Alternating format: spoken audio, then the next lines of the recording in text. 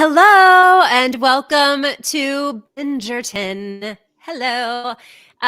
Everyone, hi, I'm Beth. This is the Cool Table, and this is the pre-season 2 episode of Bingerton. If you're joining us for the first time, this is just our after party, but this time it's a pre-party live stream where we talk all things Bridgerton and our excitement for the show. We talk about the books. We'll talk a little bit about season 1. And I'm so glad that you're here. If you're here, say hi to us in the chat. Hey, Brett. If you're watching on TikTok, hello. You can watch this entire thing on YouTube, but I'm just going to be live here on TikTok as well, but I'm not going to be looking at you. Anyway, hi. Everybody say hello. Andy, you start. Hi, I'm Andy. What's up? I don't have any drinks today, but I wish I did. Sorry. Heidi. Hi, it's Heidi. I do have a drink. My husband always provides. This one has a cute little strawberry on it. Aww. So cute. Mark so gives sweet. you the best drinks every time. He does. And he watches and then has commentary afterwards. It's like my fan club. Speaking of TikTok lives, I do not get to watch interesting things about the Bridgertons or anything like that. I always get sucked into those people who are making acrylic cups on lives. Oh my gosh. I keep getting the lives of the lady with the acrylic cups. And I don't follow her. I don't follow her either, but I get so sucked in. I have to see how it turns out. So I don't know. It reminds me of my kids with YouTube, they watching people play with toys. I don't even know what it is. She's painting a cup that is like a coffee cup. I think it's like a tumbler. I don't know. Anyway. I don't know. I have watched 2 or 3 of them now. Complete waste of time. B, say hello. Hi, I'm B. I'm drinking port tonight to be period appropriate. Ooh, very nice. B, this is B's first time on one of the Cool Table lives. So yay. She is a longtime Cool Table That's Normal LTT girl, right? Mm-hmm. Yeah. Forever. Long time internet friend B. And you're always in the chat. And you always have the best info. She also always wins the Bachelor bracket, Heidi's Bachelor bracket. And this time she did it. 6 seasons running. I mean, she's undefeated. And it was a lot. I mean, it was a lot. You've won them a lot. So I'm impressed. So B is here with us to talk all things Bridgerton. Hello to Shelly, Patricia, Sheila, Jamie. Patricia gave up social media for Lent. Well, I'm glad you're here because I know Lent's not over, right? Nope. Because does this not count? Does this not count as social media to be on here with us? I don't know. I got married in the middle of Lent, and my father-in-law's twin brother is a priest, and he was like, did they know they're not supposed to do that? Because we scheduled our wedding for the middle of Lent. We're not Catholic. I didn't know. Well, did you schedule it in a Catholic church? No, but he's Catholic, and so he wasn't sure that he should be doing something. I mean, he's a priest. So gotcha. Yeah. Okay.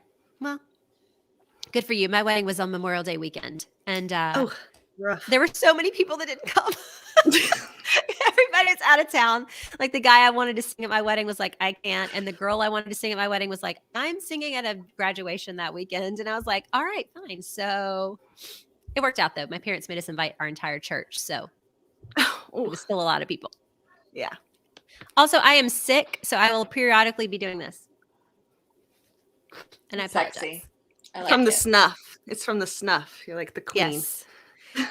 Oh, the snuff. Why was the snuff brown? I don't know why I expect snuff, whatever it is, to be white and pure, but it was It's a tobacco product, isn't it? I think it's tobacco and not cocaine. That's why it's brown.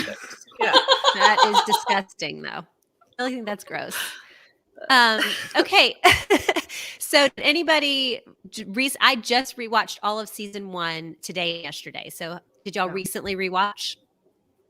Yes. I've been rewatching this week. I only got through episode 5 because I had sick children home. So today I watched 4 and 5 in little chunks, exiling my children from the living room whenever it was about to get spicy. And then I turned the volume way down at the end of episode 5.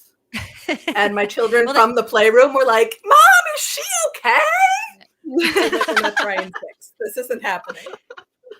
They weren't there for episode 6, so you were okay. Episode 6 is the really spicy one. We did not watch 6. Yeah. What happens at the end of 5? Oh, 5 is the wedding night. Oh, the wedding night, yeah. Right. Okay, gotcha. Yeah. Alicia just said, even though the first watch, I seriously thought that the queen was shooting coke. Yeah, I mean, that's how it Yeah. works. But yeah, I just watched and I'm still like so enthralled. It's been a really long time since I watched it. I still think it holds up as like a super fun way to spend a weekend or, you know, Mhm. a week or whatever watching television. My husband came in a few times. He has yet to see it. He did not watch it with me the first time I watched it and hasn't really been interested in it ever since.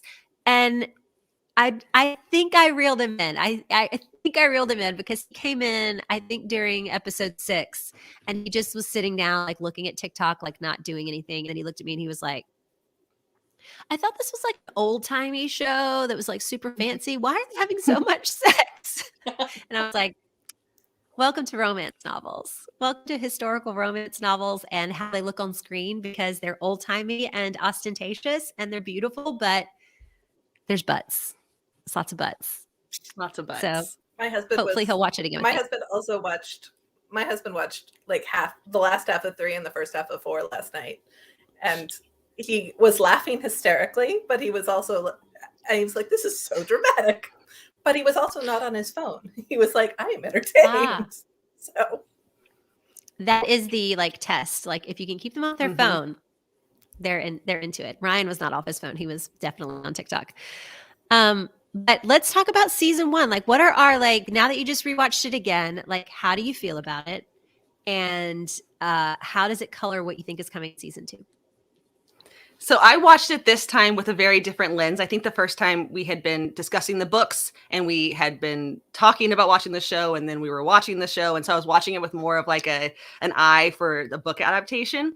And this time I just kind of enjoyed it more. It was really, and also what I took away from this time was instead of trying to figure out what fit the book and trying to figure out what they changed, this time I just was looking for Anthony and what he was doing the whole time. Like I was watching the show for Anthony in preparation for season 2. And I like him so much more the second. I mean, his book is my favorite book of all of them. I like Anthony's book. But watching the show again, I feel he actually loved Sienna. Like it wasn't just like his mistress. He was in love with her. And I don't think I caught that the first watch that he actually cared about her. It just felt so rich. It is very rewatchable. I don't notoriously rewatch anything, and this one was very good. Very good. Yeah, I want to talk more about Anthony being in love with Sienna because I have thoughts. It's a lot of thoughts about Anthony actually being in love with Sienna. What do you think, Andy? I mean, it's funny because like right before I rewatched it, I probably shouldn't have done this. Like unlike Heidi, like I was thinking, oh, I just know that I'm going to hate this and I know that I'm going to hate that. And it just reinforced how much like I hated those things. So I actually disliked Sienna intensely the first time I watched it. And I hated her even more like this second time around. And I was like, what is this? Like, I hate her. And Daphne, I like the actress a lot. But boy, is she annoying. And I just really, the Bridgertons themselves, like the people, were exceptionally cast. Even Benedict, who I already hate, like he seems like the most unlikable one anyway. And I was like, this is perfect, you know? I don't know. I'm so excited. I think it's so well cast that I can't wait to like meet the Sharmas, because if season 1 was any indication, season 2 is just going to knock me out.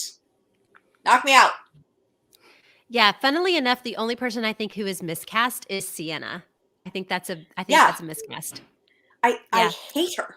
She is really not good. What do you think she's miscast about? Like she's too sexy and not the love thing, or what is it about her that is miscast? I feel like all the other ones tread such a beautiful line between like modern, but I fully buy them in the Regency world, you know, and her, I do not at all, for not 1 second. I'm like, where did you come from? Like you just fully are playing dress up, whereas the rest of them are modern and fresh, but fully in a Regency world. Yeah, I 100% agree. I think I said this when we did Bingerton originally, which was that she looks like she's had a lot of orthodontia and like she has perfect teeth. And I just feel like her face is very, she's very like sorority girl. She looks like an American. And she looks like American with a lot of orthodontia. And I don't buy her as like an Italian opera singer. She's not Italian in the show. And I get that they were like having an English opera singer or whatever. But I didn't even buy that she was worldly. I didn't buy that she fit into the Regency era. She looks too modern. Her face is too modern. Her smile is too modern. And I can tell that's not her singing. And Yes. like Oh, don't get me started on the singing. I know. Like that, I know. maybe that's what it is. Just my inherent bias. I was like, what is this? Like, you are not. No. Like she's not heaving to get those like good opera notes, and I'm like, you're not doing that. You tried, but that is not you. So yeah, I just don't buy her. And then on top of that, she comes. I don't think that her character, she does not bother me as a character. Sienna is who she is. She knows herself. She goes after what she wants. She loves being with Anthony. I don't know if she loves him, but she definitely wants to be around him. He's promised that he would take care of her, and he took that away for seemingly no good reason. So I understand her being upset. I understand her like trying to make him jealous, and I understand her going and finding another guy to like do that with. Like all of that makes perfect sense to me. It's not her that bothers me. It's Anthony's falling in love with her that bothers me. Because I just, especially because we were heading directly into his season and he's going to meet Kate, I find it completely, I said this on Twitter, it strains my credulity that Kate is going to bowl him over with love for the first time when he just had this whole ass love affair with this other woman. And that love affair was like he decided that her station didn't matter. And that's Benedict's story. Mm-hmm. So there's my issues with Sienna. I need to correct some people, but actually people in the YouTube comments. Oh yeah, they're saying that. Thank you, Resh and Bren. It is not her singing. I'm sorry. I am an opera singer. That was not her singing. But beyond that, I looked it up, and the actress is Sabrina Bartlett, and the voice was Rowan Pierce. You're welcome. Just gave you that little tidbit. Yeah. Do we know? Yeah, go ahead, B. Do we know if she's back for season 2? Has anybody done the IMDb deep dive? Because there is a moment with an opera singer in the book. And I love that moment in the book. But I Googled it and I can't find her in season 2. I have been on IMDb. I've been doing it all. But it doesn't say that she's just in season 1. Like where it has her name in her filmography on IMDb and it says Bridgerton, it says 2020 dash and it doesn't give an end date. So if she was just in season 1, it would say 2020 to 2021 or whatever, and it doesn't. So my assumption is that they're not letting us know that she's in season 2. I love it. I also thought that there's a little throwaway line in I think it's in episode 4 when Anthony's going to duel Simon and he's asking Benedict to be his second. And I saw it just yesterday when I was watching. And he says, he's telling him like, you're going to have to be head of the household. You know, it's all going to fall to you if I die. And then he's like, there's the name of a woman in the drawer in my study. And if the worst happens, you have to promise to take care of her. And I was like, that piece of paper is going to come back to bite him in the ass in season 2. And that is the perfect way to like, for Kate to find it in the study scene. I'm just like dying for it. I hope. Okay, but on about the study scene, go ahead, Heidi. Yeah. I have a question about the timing because I understand it can't be the next season. It has to be because Daphne got pregnant. It's got to be 9 months. And then in the scenes in the trailer, that baby is walking. So, I mean, my kid watched at 9 months, which was early. So at the earliest point, 18 months later. So he could have been whoring it up. He could have been a man around town for Maybe one. it's the end of the season. Maybe that bit of the trailer was like, is it the season or the epilogue? Maybe. You think it's literally going to be within like the next season he's ready? Yes. But I don't think they would bother to like wait. It doesn't make sense though, because in the trailer, the mom is Violet is saying like, I know you've always been afraid of love and you shut down ever since your dad died, but he just was in love. So he wasn't afraid. But she doesn't know anything about that. She doesn't know anything about Sienna. But I'm wondering if that's Violet going to be sees this. Is the Louise storyline Randall. going to be that he is heartbroken and just going to get married because he's heartbroken, or is the storyline going to be he's afraid that he's going to, die like his dad did? Well, in season 1, they made it seem like at the very end that he is anti-love because of Sienna, and so he's just going to be out looking for a wife. And they have not said nary a peep about his dad. And obviously, in season 2, they are going to be talking about his dad. They are going to be bringing up the bee and everything. So I think they're just going to jump off of he's not into love, and here's why. They're going to give it to us in season 2. They didn't want to give it to us in season 1. I think they're going to give it to us. He was just he was just heartbroken in that moment on the last episode. Yeah. Okay. That makes sense. They're going to mesh those two things together. Study scene for a sec? Yeah, let's talk about it. Because when I was rereading a couple weeks ago, Jamie, our friend in Portland, tweeted out a review that she'd read that was like, I DNF'd because Anthony sexually assaults Kate in the study scene. And I was like, I need to go reread. I read that 2 days ago and don't remember that. So I went back and I reread it, and it's written from Anthony's point of view. And he locks her in the room, and then he talks about like wanting to intimidate and scare her. And then he kisses her without consent and gropes her behind. And I was like, ooh, like if I'm like, it never pinged my radar, because we read all sorts of stuff that we wouldn't like to experience in real life and historical romance all the time. And then I reread it and I was like, ooh, if I was in her shoes, I would not be so happy. I think that falls that gets tweaked a little in the scene in the show. I think it'll get tweaked just like Daphne did. Yeah. And it will be so much easier to tweak than Daphne was. Yeah.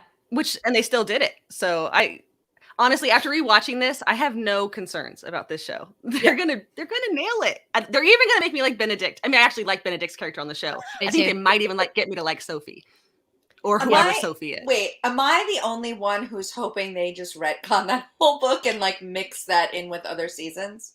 I hate that book so much. I hate that book. I hate Benedict's book, and I could do without it completely. Although one of my favorite Regency romance like book talkers is Baskin Sons, and she just reread Benedict's book and talked about the power dynamics and talked about Sophie and how that's one of her favorites. And it did kind of make me think a little bit differently about it, but I still think that the power dynamics in that book are so wildly off that you cannot make it good.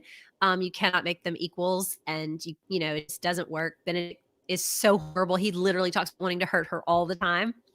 But going back to what Bee's talking about, that doesn't really, I just reread it too. I read it about 2 weeks ago, and that didn't ping my radar either I definitely wouldn't have called it sexual assault. And Alicia just said, I hated the study scene when we read it because of Anthony's behavior. And his behavior sucks. I didn't like Anthony the first time I read it because I thought that it sucked for him to be constantly comparing Kate to Edwina's looks. Mm-hmm. And I really hated that. And I hated like him stepping on her hand and all of that kind of stuff.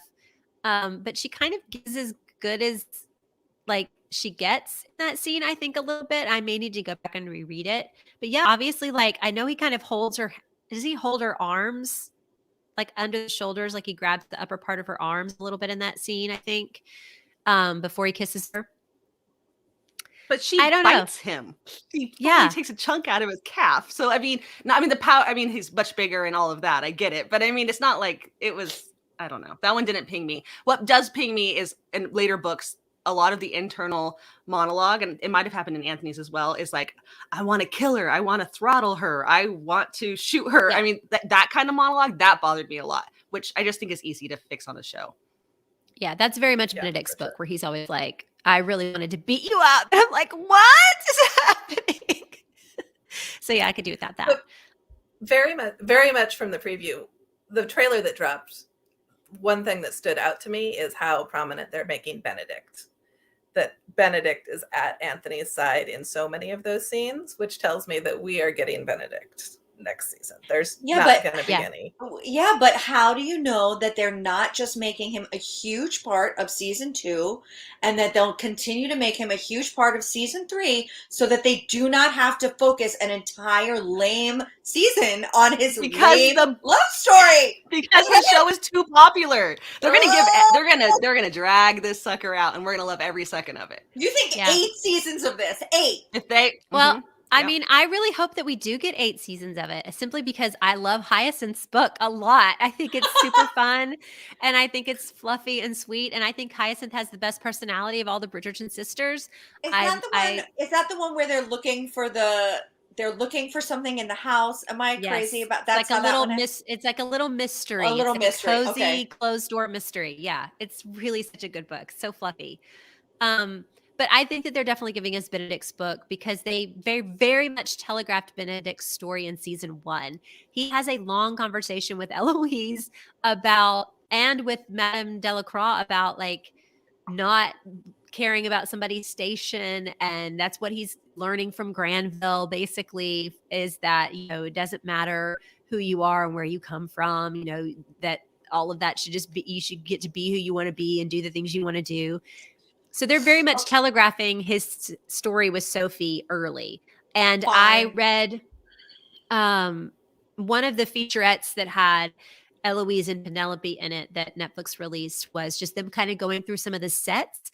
And they're talking, they were in the Modistes, and they were talking about like what a huge outsized storyline the Modiste has this season.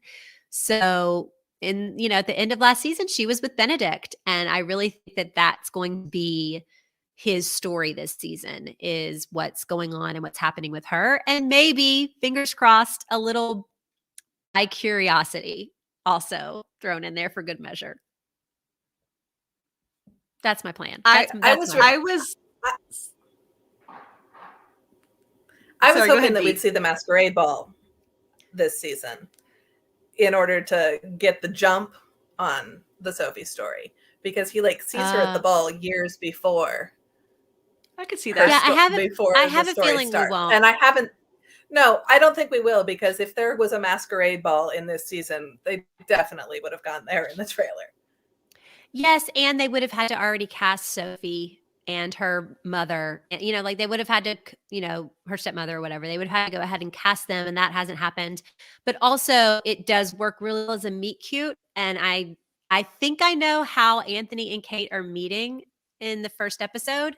So that's not really how it happens in the book. So I'm interested, I think that they're definitely going to give us the masquerade ball, but it's definitely going to be the opener for season 3 for sure.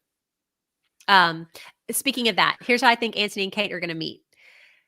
She takes a morning horse ride every day. We've seen Kate on the horse in her cloak, and it's like a secret, like only Edwina knows. And she's not supposed to be doing it. And she's doing it even though they're in London for an hour or whatever. And something is going to happen where they collide horse-wise, her and Anthony.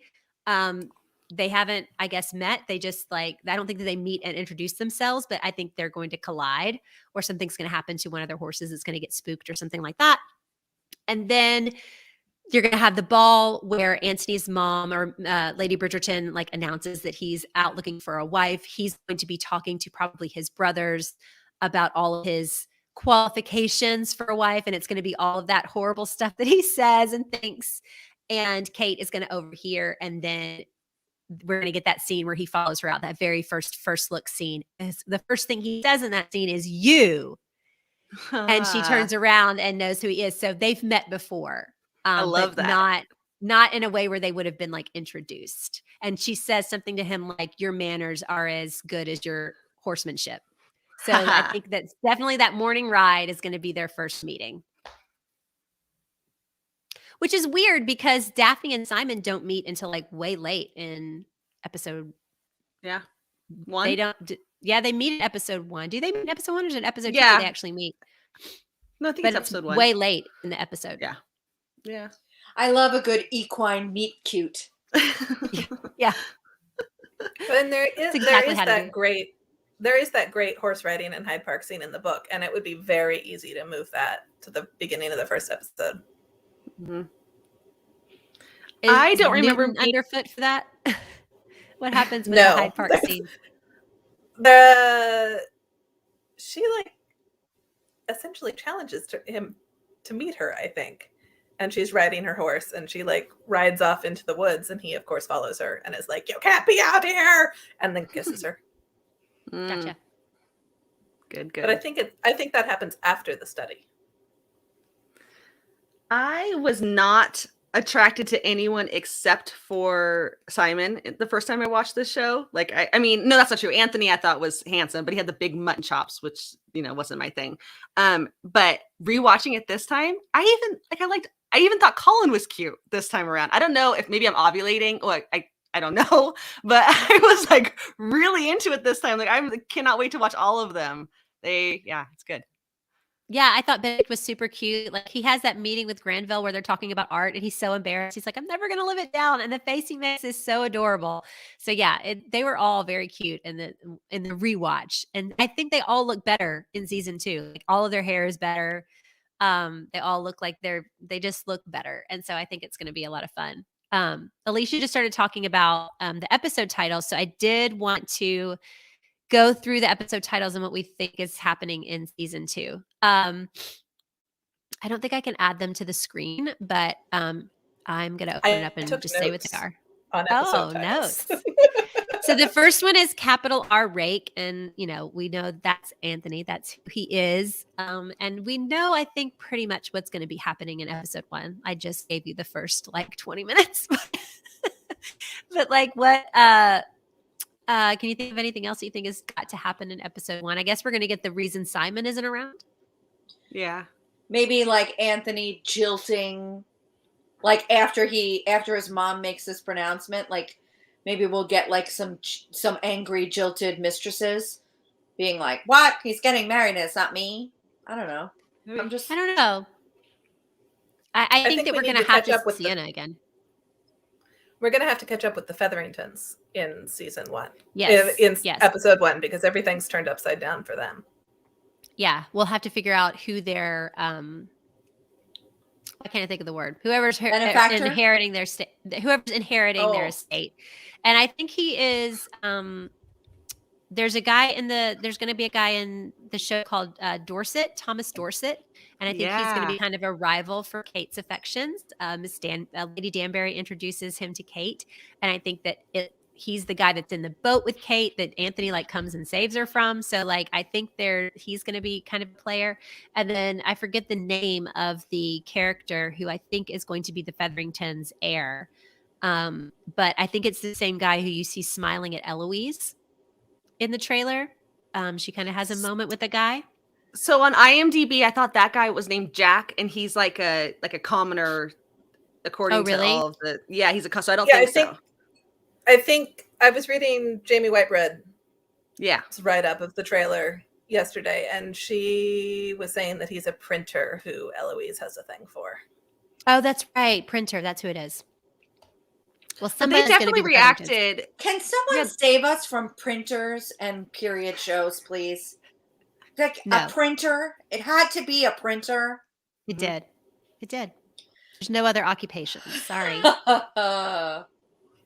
All right, carry on. I'm sorry. It's fine. Are there theories? It works for Eloise though, because she's going to be looking for printers. Yeah, she's going to be focused on who Lady Whistledown is and what's going on, and she's going to be in that world. Because the Queen's going to be trying to take down Lady Whistledown. Mm-hmm. Have you read theories on who the Featheringtons' heir is, though? Have you read anything about that? I have not. Yeah. I recognize the name. I thought for a minute it could potentially be John Sterling, that the Earl of Sterling or something like that. That's a good way to introduce him kind of early, but it's too early, and I don't think that's going to be the case. I don't think he's going to have any connection to the Featheringtons.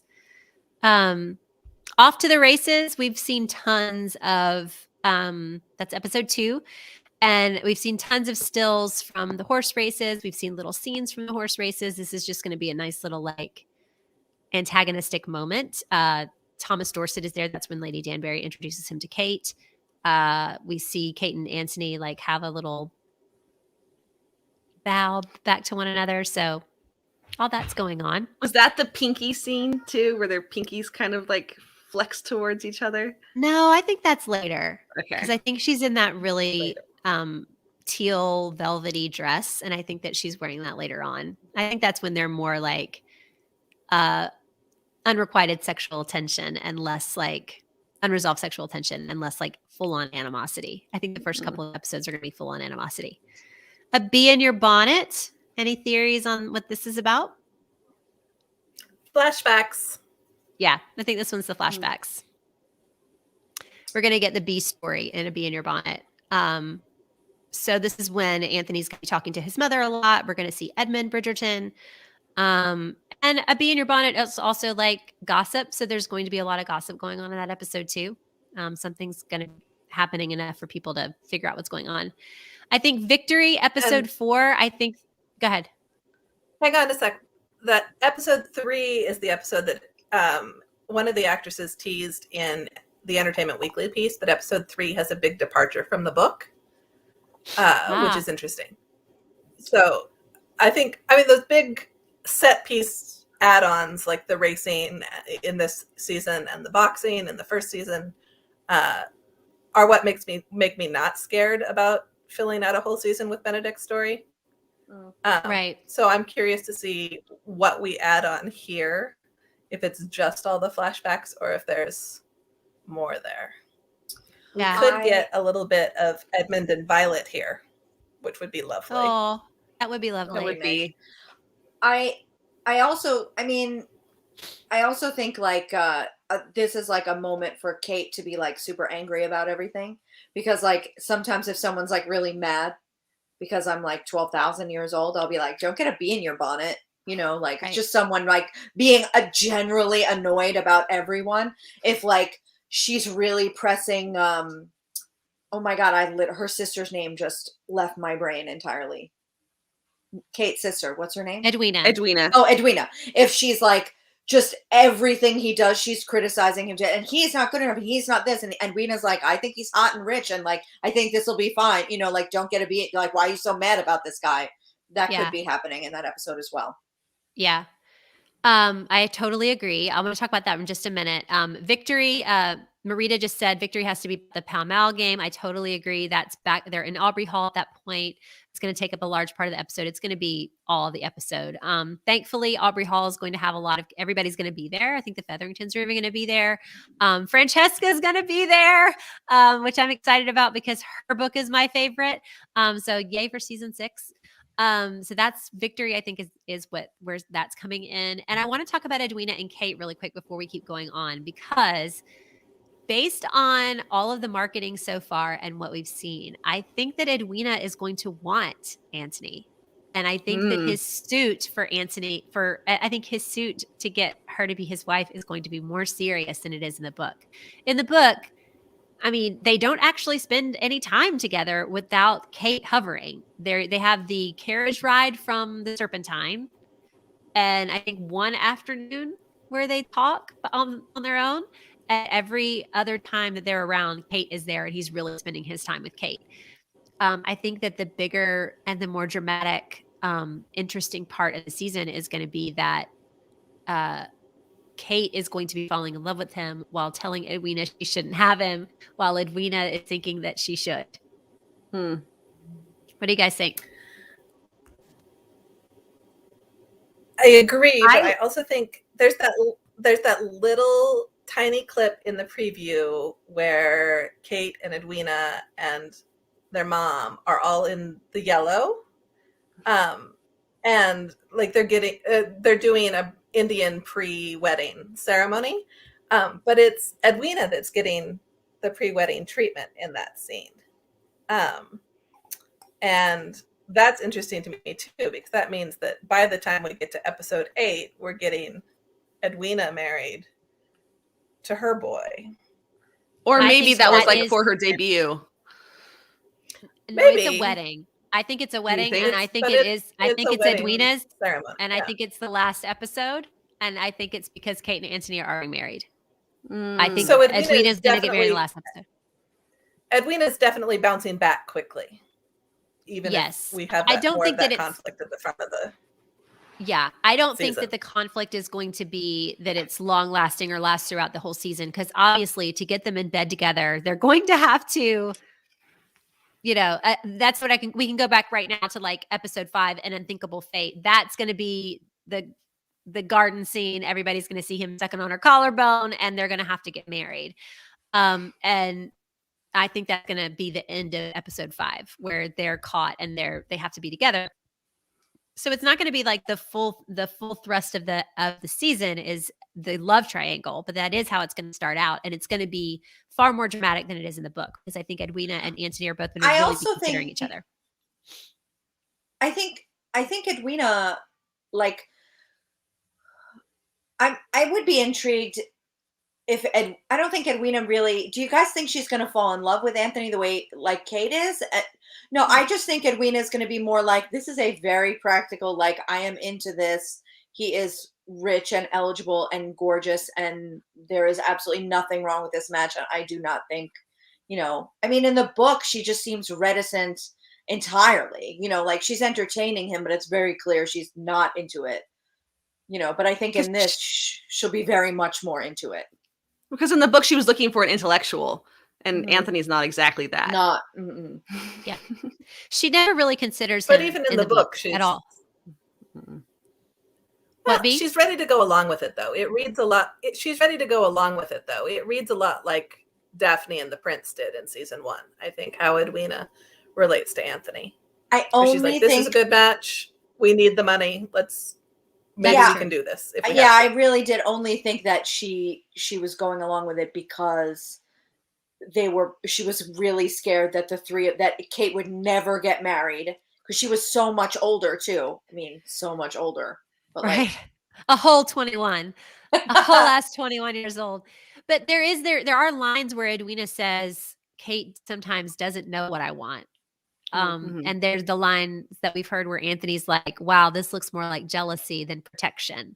So it's going to be very much more spicy than it is in the book in terms of how the three of them are interacting. 100% that's going to happen. So An Unthinkable Fate is them getting caught. So episode 6 is called The Choice. It's going to not just be a choice with Anthony and Kate. That's got to be somebody else as well. So what do you think are the possibilities for The Choice? I'm going to mute because I'm about to sneeze. The Choice. Anthony takes a couple weeks away. He doesn't he's away from London, and Kate's in London, and he's at Aubrey Hall for the 2 weeks between While they when plan the wedding? when the bands are read, and when they get Yeah. married, and he just sees her once. Yeah, he just comes and sees her once, and when he comes to see her, he's like, "Hey, we're not going to have a love marriage, so you know." And so I wonder if a lot of that time is going to be him thinking through on that end, as well as her end, and then plus Edwina's courtship, I think, will probably show up in that space too. I don't think that they will have the time apart. They did not do that with the Duke and I, where there's like a long period of time where she goes to London and thinks she's pregnant, and he's they're apart for a few months in the Duke and I, and they didn't bother to do that at all. I don't think it's not as dramatic to separate them at that point. So I think they'll be together. I think they'll be in Aubrey Hall for, I don't know, 3 or 4 episodes. So I think that's going to take up a ton of the season. I bet there's going to be, my prediction is it's some sort of thing with Penelope and Lady Whistledown. Like someone's getting close to finding out who she is, and she can either publish or not, maybe, or I don't know. She's almost outed somehow. Maybe that's the choice. She could publish and continue to be this famous. I don't know. Yeah. I think that it's probably got something to do with Benedict. Oh, Alicia did the same thing. The choice has to do with Benedict. Lisa was, yeah. I think that he's going to have this whole thing with Madame Delacroix, and he's going to have to be over it before the season ends. And so there's going to have to be something going on there. I think that the Featheringtons could easily be involved, not just Penelope. I don't know. I wonder if Penelope has to out herself as Lady Whistledown to her mother because of their money issues. Ooh. That would be a good storyline. Yeah. I hope not too, but it's a question. It's a good one. I really like that. Andy said that she completely thinks that Eloise is going to. Alicia just said, Andy, I completely think Eloise is going to figure out that Lady Whistledown is this season. It's weird because we know so early, and so much of Penelope's book and Colin's book is about him finding that out. And it just seems to me like it would be really, really premature to have a bunch of people know. But obviously a huge portion of the season is going to be Penelope having to navigate how she makes the paper, how she continues to do it with the queen on her tail. So yeah, it's going to be a big part of what's going on. I kind of wish they hadn't I wish they hadn't revealed that so early. Like I would have been okay with them waiting another season of the mystery of who Whistledown was. I agree. Yeah. I liked it. And I think that we're like fawning all over them. This is not our brand, but like I think they're so good that I think season 2 needs it. And I think that there will be a great storyline regarding Lady Whistledown surrounding it. I just don't know how they keep it up for 2.5 more seasons without anybody else finding out. So we'll see. Alicia just said, I think that they're going to let Eloise figure it out because they brought on the printer and it causes conflict between her and Penn and then later her and Colin. Yeah, I mean, I don't think that I don't dislike Eloise knowing, but I also think I saw something in one of the reels or one of the featurettes that said something about Eloise is going to be getting a lot of new reading material this season. And it made me think of her letters with Philip Crane, which are all kind of throughout Benedict's book and Penelope's book. Is something that is she doing it in Benedict's book too? I know she's doing it in Penelope and Colin's book. Doesn't she disappear during that? I get so confused about the timeline of because Benedict's book has a huge jump in the timeline. Yeah. So I think that's during all of that. So they're not really doing this time jumps. And then Colin's book and Colin and Penelope's book overlaps with Eloise's book. Yes. Right, she disappears during Penelope's wedding, doesn't she? Just vanish during the wedding? Yeah, like the end of their book, she's gone. So her love story is concurrent with theirs. Like Eloise's love story is concurrent with Penelope and Colin's because she's writing those letters to Philip Crane. But in rewatching this first season, the first time I was so enamored with Daphne and Anthony that I didn't pay that much. I mean, I was watching all the other storylines, but the second time watching it was much more obvious the stories that they were building for each of the characters. They weren't just in service of Daphne and Anthony's story. They were very much building their own. So I can see how they can continue that into the second season. It's actually really well done. I mean, even like you can even see little hints of Hyacinth in there. And there's hints of Francesca because she's gone. Yeah. And like Francesca's book is all about her ass being up in Scotland having the hottest sex of all of them. So do you think they'll recast her or do you think that's going to be Francesca? She seems young. I know, but I don't think they will. She's not really that young in real life. Okay. And that's book 6. And this took 2 years for the next one to come out, so I think it'll be fine. I think it'll be fine. Andrea just asked if we thought we're going to lose Julie Andrews. No, it's Julie Andrews' voice as Lady Whistledown. They might do a little bit of overlapping, but no, she's definitely still there. Do you think we'll have enough time for Colin to get a 6-pack before his season? That's what I'm concerned about. No, he likes cake. Colin does not have a 6-pack. He eats too much cake to have a 6-pack. Yeah. We like it that way. Who wants him to have a 6-pack? I don't. I mean, I've never turned one down. He's out there singing about cat and toast. That's all he cares about. Ugh. Somebody I wanted to say. They did so much building for Colin and Penelope. I'm so ready for season 4.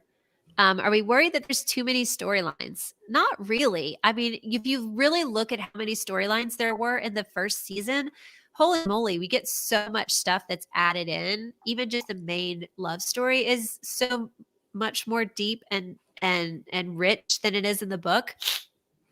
Like, if you think about the Mondriches, like Will is gonna have, like, he opens a bar in season 2. Like, he's got the gambling hell or whatever that they're all gonna be visiting. And so there's that aspect of it. Like, I think people are like, oh, we're gonna miss Simon not being there, but like, you probably won't, because there's gonna be so much going on, and there's gonna be new people introduced, and Simon's up in Cliveden. They told us in season 1 that Cliveden is more than a day's ride away. Takes too long to get there. So he's busy with his tenants in Cliveden. That's my guess on where he is. I don't really know, but that's my thought. Ooh, Kendra just brought up a good point. Does anyone think we will see Marina in season 2? No. I don't think we'll see her. I think she might die in season 2, and we get a letter from Sir Philip to let him all know.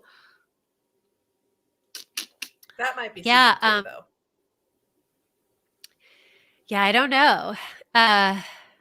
I don't think we'll see her. I think that they're going to be totally gone. They'll refer to them, I guess, but I don't think we'll see that character. Who knows? They better be thinking about how to bring her in or bring Philip Crane back. I don't know. I'm curious how much of the Will and the Queen we get all those episodes there at Aubrey Hall. Someone said they saw Sir Philip in the stills, and the Marina actress said that she was going to be on set. I didn't see any of that. Oh, wow. Okay, well, guess we're wrong. They will be there. I mean, it makes sense. They have to keep them in our consciousness in some way. Yeah. I figured it would just be the Featheringtons talking about them a little bit, or I really honestly thought that Eloise would start like writing letters. I'm sorry, I'm so sick, y'all. I sound terrible. Oh, you poor thing. I was even attracted to Sir Philip this time around watching it. The first time I was like, oh, poor Eloise. That is just awful for her. And this time I was like, oh yeah, go Eloise. Yeah, he's really cute. Like with a different hair, like he'd be fine. Yeah, I'm down with it. All right, so I guess Marina and Sir Philip will be in it at some point. That's awesome. Wow. So the last episode is called The Viscount Who Loved Me. I don't even care what happens in that episode. I'm just like so excited for it. The Viscount Who Loved Me. It's so good. She is just taking, I hope she's taking that money all the way to the bank. I'm so happy for her and for what it means for other romance writers. It's just makes my little heart happy. I know. I'm so excited. I think we get to see Anthony ride his horse desperately through the rain to get to Kate in the middle of a storm in that last episode. Oh, yes, instead of a carriage accident, it's going to be great. Yep, that's definitely happening. Yeah. Yep. So do we think that Colin is in the whole season? Isn't his ass supposed to be on the continent? Didn't it say in the trailer like I think I saw it on Instagram, like Colin is back from his travels in Greece and he brings something with him. I saw something like about that on Instagram. Isn't this the book where someone says something horrendous to Penelope, and is it Anthony that like rescues her? And I just Anthony, yeah. Oh, please, that has to. If that does not happen, I quit. I think it's actually the end of Benedict's book, and then the beginning of Colin's book. You see it from Penelope's perspective. It's freaking iconic. I love it so much. It's Colin standing on their stoop, and he says, "I'm not going to marry Penelope like I would ever marry Penelope Featherington." And then she's standing right there, coming out of their house, and she just looks at him. She's like, "I didn't ask you to marry me." And he's like, I didn't mean it. And Anthony's like, let me take you home. No, but in this book, there's the moment at Aubrey Hall where they're about to go into dinner the first night. With Cressida Cowper, Where Cressida says something terrible, and Anthony kind of ditches Kate to back up Penelope. Yes. And Kate's like, oh. That was his George Knightley moment. We talked about that in the very last Bingerton, or the first one that we did, where that's his George Knightley moment. Yeah. The best. Saving Harriet Smith, for sure. I love that moment. That was my favorite Anthony moment of the whole book. Yeah. Sorry, I had What's the the first wrong moment where he's not a jerk? Yes. They're both excellent moments. They're my favorite.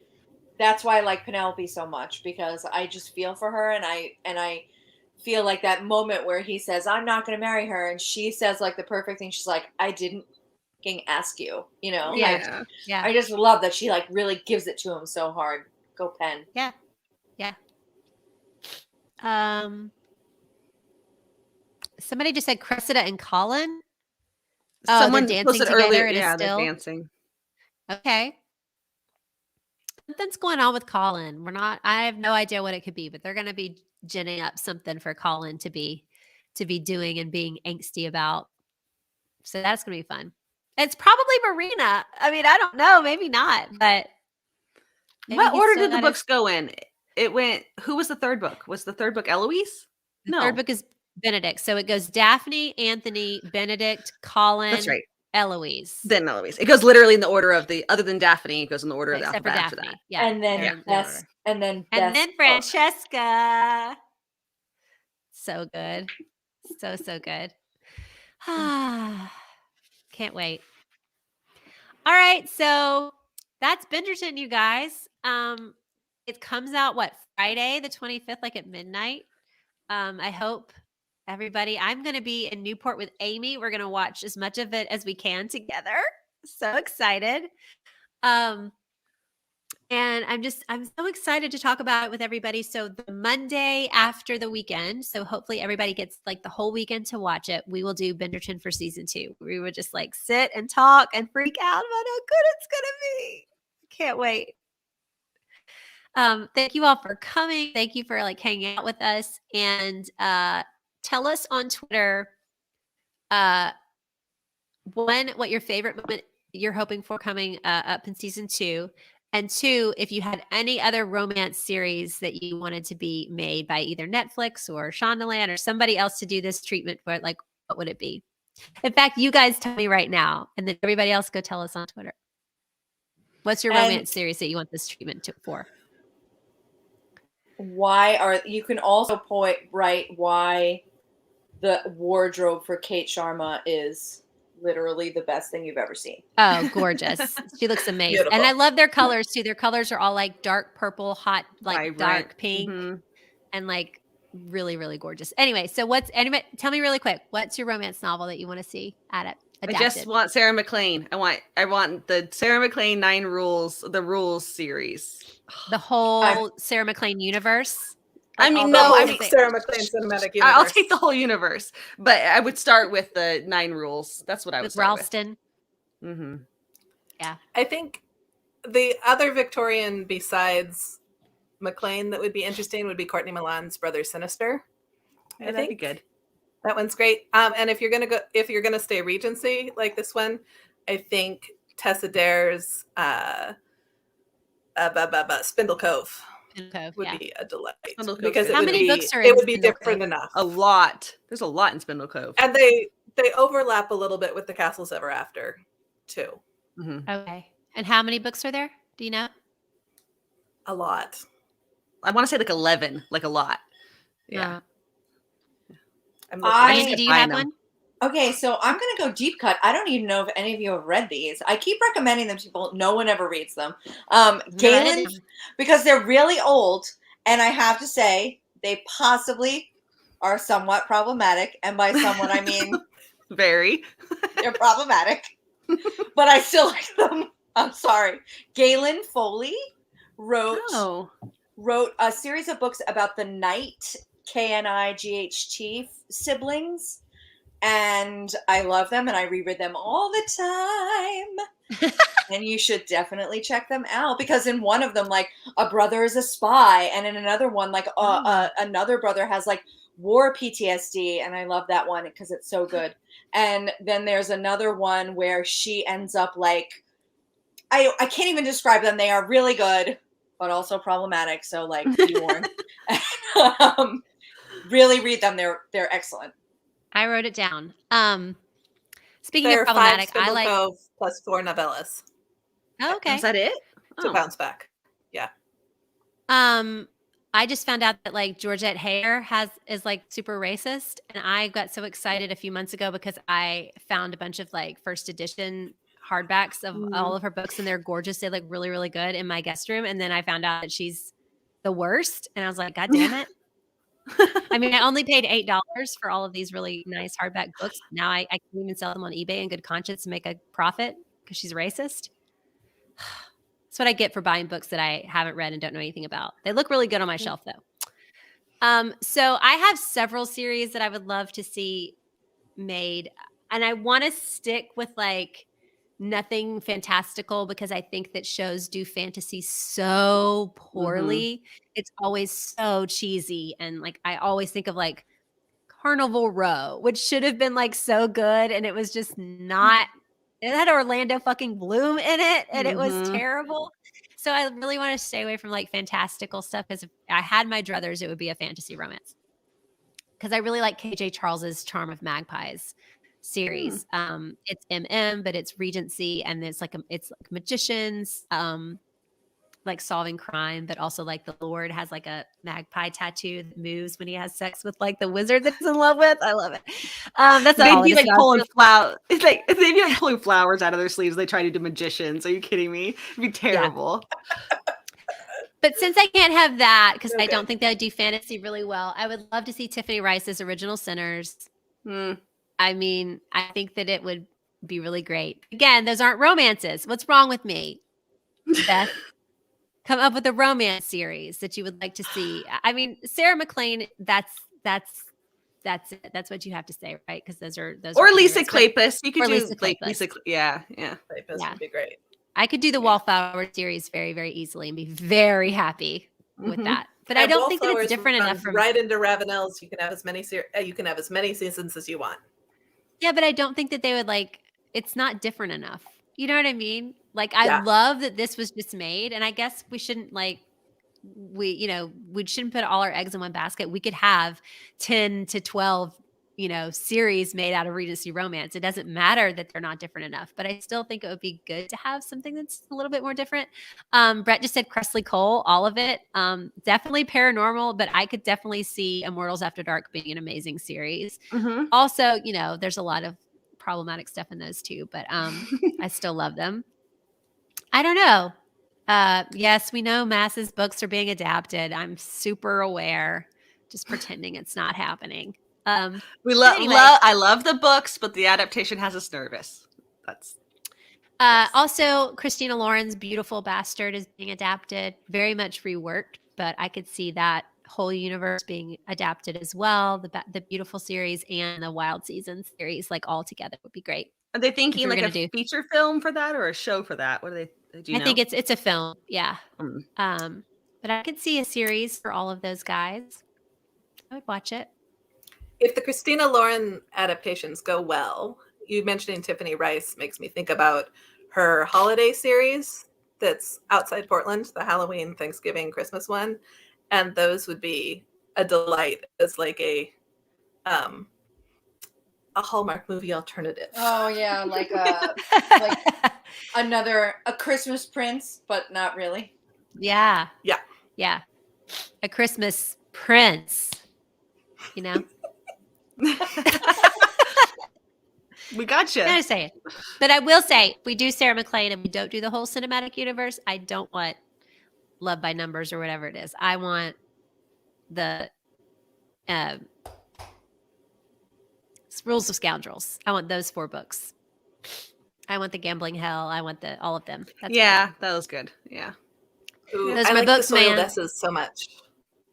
I think if they wanted to keep the big family thing, they could do her Soiled S's sisters books, and that would I like how she was inspired by the Kardashians on that one. Yeah. It just makes me And they could really play up that aspect of it too, like how Kardashian-esque they are.